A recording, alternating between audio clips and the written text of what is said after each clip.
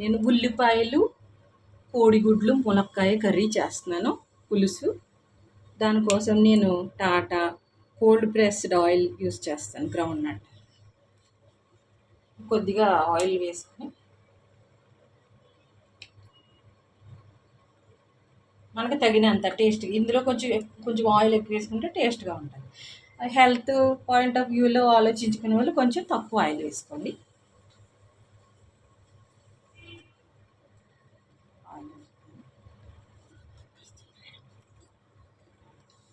కొంచెం జీలకర్ర వేసుకోవాలి.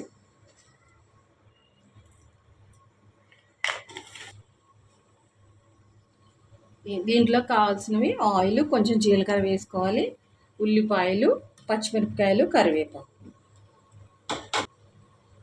నేను ఒక 3 eggs తీసుకొని చేస్తున్నాను. చింతపండు పులుసు, కాయలు టైం సేవ్ అవుతుందని పసుపు వేసి వాటర్ వేసి ఉడికించి పెట్టుకున్నాను. కర్రీ స్టార్ట్ చేద్దాం. ఆనియన్స్ వేద్దాం.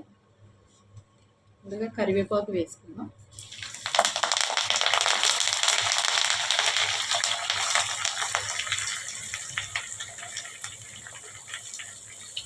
పచ్చిమిరపకాయలు, ఉల్లిపాయలు కూడా వేసేసుకుందాం.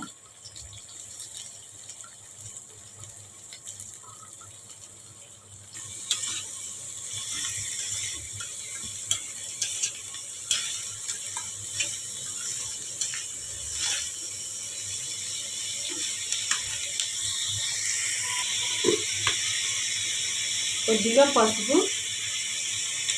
వేసుకోవాలి. తగ్గు మన టేస్ట్కి సరిపడా. అది కొద్దిగా ఉప్పు మంచిగా ఫ్రై అవ్వాలి.